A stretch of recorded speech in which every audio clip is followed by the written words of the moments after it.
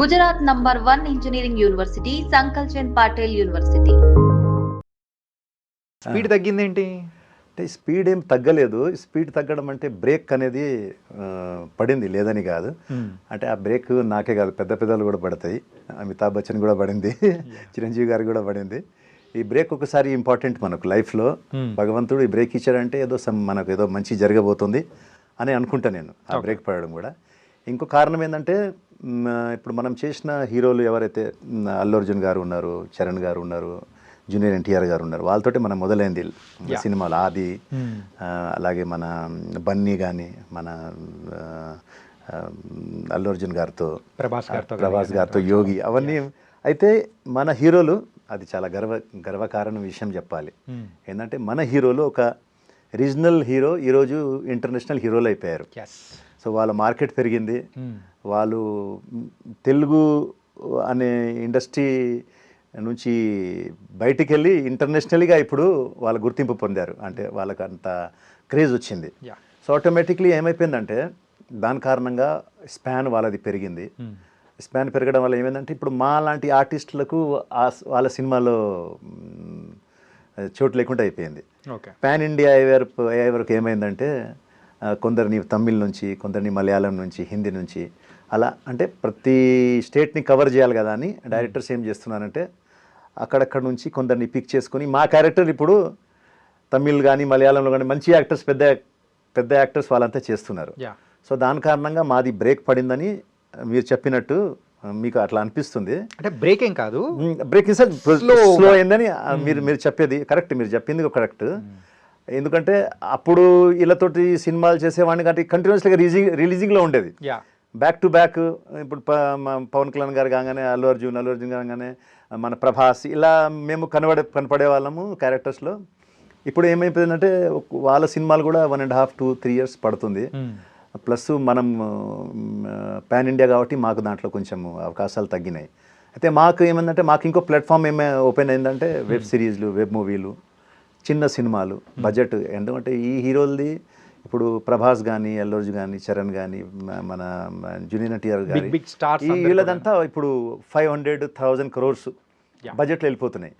So ఇప్పుడు చిన్న budgets ఏదైతే ఉన్నాయో ఒక 20, 25, 15, దీంట్లో ఇప్పుడు మమ్మల్ని ఒక మంచి క్యారెక్టర్గా తీసుకుంటున్నారు. అంటే మెయిన్ లీడ్లో మమ్మల్ని కొంచెం తీసుకోవడం జరుగుతుంది. సో ఇది కూడా మంచిదే. ఈ స్లోగా దీంట్లో నుంచి మేము కూడా మళ్ళీ ఫ్యూచర్లో ఆ స్థాయికి వెళ్తాం. వాళ్ళు ఎట్లయితే ఆ స్థాయి నుంచి అక్కడికి వెళ్ళారో నాకు కూడా నమ్మకం ఏంటంటే మేము కూడా ఇక్కడ నుంచి మళ్ళీ స్లోగా మన గమ్యాన్ని చేరుకుంటాం. డెఫినెట్గా నమ్మకం ఉంది. అంటే ఫస్ట్ ఒక విలనిజం గ్యాంగ్ లో ఉండడం కానీ, సో ఈ టైప్ ఆఫ్ క్యారెక్టర్స్ అనేది కూడా చేసుకుంటూ ముందుకు వచ్చారు. ఈ 25 years జరిగిన కథ అయితే ఒకటి. అవును. కాకపోతే ఇప్పుడు మీరు ట్రాన్స్ఫర్మేషన్ మోడ్ లో ఉన్నారు. అవును. ఏంటంటే ఒక క్యారెక్టరేషన్, ఒక పెద్దరికం చేసే ఆ టైప్ లోకి కన్వర్ట్ అవుతున్నారు కదా. ఎలా అనిపిస్తుంది ఫేస్ చూస్తూ ఉంటే? అసలు బాగుంది, నాకైతే చాలా ఆనందంగా అనిపించింది. 25 years ఎలా వెళ్ళిపోయిందో నాకు తెలియలేదు ఇండస్ట్రీలో. ఎందుకంటే ఇప్పుడు నేను ఏం తీసుకొని రాలేదు, నాకు నా బ్యాక్గ్రౌండ్ కూడా ఏం లేదు. సరే మన వెనుక ఎవరైనా ఒక బిగ్ హ్యాండ్ ఉందంటే మనం ఫెయిల్యూర్ అయితే బాధపడతాం. లైక్ నా ఫాదర్ పెద్ద హీరో ఉండో, లేకుంటే ప్రొడ్యూసర్ ఉందో, లేకుంటే డైరెక్టర్ ఉండి నేను సక్సెస్ కాలేని పరిస్థితిలో నా మెంటల్ స్టెబిలిటీ వేరేగా ఉంటుంది, ఆ ఆలోచన వేరేగా ఉంటుంది. మీరు జీరో వచ్చినప్పుడు అక్కడ నుంచి రూపాయి వచ్చినా మీకు బాధ ఉండదు, మీరు అచీవ్మెంట్గానే ఫీల్ అవుతారు. సిటీకి వచ్చినప్పుడు రూపాయి తీసుకొని రాలేదు. అలాంటి 25 years ఇండస్ట్రీలో నేను ఏదైతే సాధించానో అది నాకు ప్లస్సే. నేను ఎక్కడ పోగొట్టుకోలేదు. జీరో ఉండడం పోగొట్టుకుంటాడు, మైనస్లోనే వెళ్తుంది తప్ప జీరో నుంచి నేనేం పోగొట్టుకోలేదు ఏం లేదు. జీరోకి వచ్చాను, అక్కడ నుంచి నేను మ్యారేజ్ అవ్వడం, నా పిల్లలు మంచి స్కూల్స్లో చదవడం, నేను ఒక మంచి లైఫ్ గడపడము. అంటే లైఫ్ ఇన్ సెన్స్ అన్ని కారు బంగ్లాలు 10 ఉన్నాయని కాదు. నేను నాకు ఒక ఫ్లాట్ ఉంది, సొంత ఫ్లాట్ ఉంది, నాకు ఒక కారు ఉంది, నా మంచి ఫ్యామిలీ ఉంది, నాకు 2 పిల్లలు ఉన్నారు, వాళ్ళు మంచి ఎడ్యుకేషన్, వాళ్ళు చదువుతున్నారు. నాకు మా వైఫ్తో ఉన్న రిలేషన్ బ్యూటిఫుల్ రిలేషన్ ఉంది. నాతో పాటు మా అమ్మ ఉంటుంది, నా తమ్ముడు నాకు చాలా ప్రాణంగా ఉంటాడు. ఇంకేం కావాలి? ఇంకా మనకు అంటే ఓన్లీ డబ్బులే కాదు కదా, ఇవన్నీ కూడా మనకు సంతోషాన్ని ఇస్తుంది, మన ఆనందాన్ని ఇస్తుంది. సో ఇవన్నీ నాకు ఉన్నాయి. భగవంతుడి దయ వల్ల. సో నేను ఇప్పుడు కూడా ఈ ఇండస్ట్రీలో 25 ఇయర్స్ నేను ఏదో పోగొట్టుకున్నాను, లేకుంటే నాకు ఇంకా నేను ఏ స్థాయికి వెళ్ళాలి ఆ స్థాయికి వెళ్ళలేదు అని ఎప్పుడు ఫీల్ కాలే. ఎందుకంటే నేను జీరో నుంచి వచ్చాను కాబట్టి నాకు 1, 2, 3, 4 ఏం దొరికినా నాకు అది ప్లస్ కిందికే వస్తుంది. సో నేను ఐఎమ్ వెరీ మచ్ హ్యాపీ. ఏ దొరికినా కూడా నేను ఫుల్ ఎంజాయ్గా చేస్తాను. ఎక్కడో నవ్వుకుంటా మంచిగా అందరితో సరదాగా ఉండి, షూటింగ్స్ ఉన్న టైంలో ఏ కొత్త ఆర్టిస్ట్ ఉన్నా వాడు ఈరోజు వచ్చినా వాడు నిన్నట్టు నుంచి ఉన్నా ఎన్నో సంవత్సరాల నుంచి వాళ్ళందరితో కలిసిపోతా, వాళ్ళందరితో సరదాగా ఉంటా, ఎంజాయ్ చేస్తా. ఆ ఒక మూమెంట్ని నేను ఎంజాయ్ చేయాలనుకుంటా అంతే. దాని వెనుక మళ్ళీ ఇది కావాలి అది కావాలని ఉండదు. ఏమొచ్చినా దాంట్లో సంతోషంగా ఉంటా. అదే మీరు ఇండస్ట్రీకి రావడానికి ద ఫస్ట్ మూవీ బద్రి.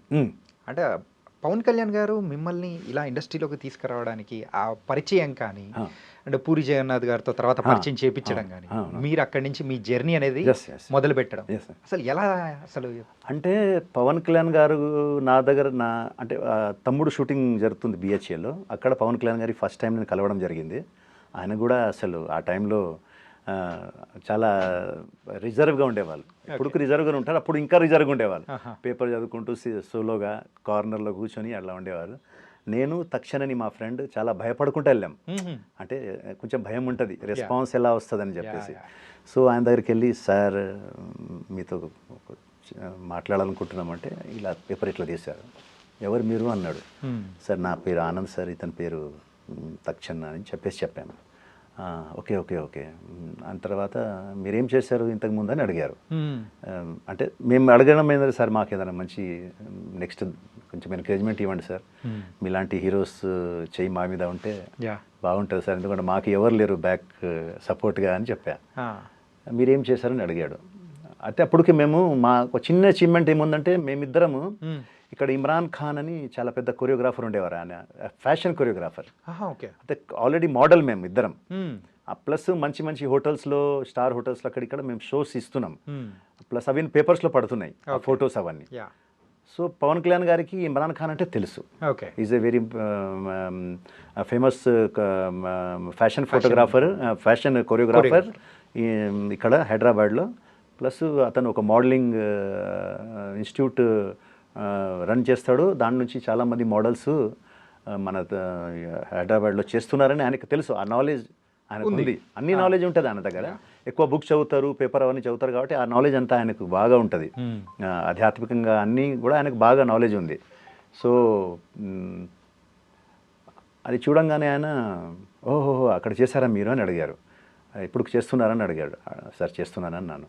అతను ఇంకో ఫ్రెండ్ తక్షణ, అతను పొట్టి శ్రీరాములు కాలేజ్లో అతను నాటకాలు అవన్నీ కూడా చేస్తున్నాడు.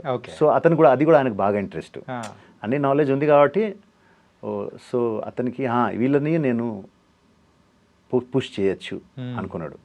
అంటే ఆయన కూడా ఒకటి కొంచెం దొరికింది, వీళ్ళకు కొంచెం మీడియా పరంగా దీని పరంగా నాలెడ్జ్ ఉంది కాబట్టి పుష్ చేయొచ్చు అని. ఆయన ఏం చేశారంటే, మీ ఫొటోస్ 2 ఇవ్వండి, రేపు మీ రెజ్యూమ్ ఏదైతే మీరు చేశారో అది ఇవ్వండి అన్నారు.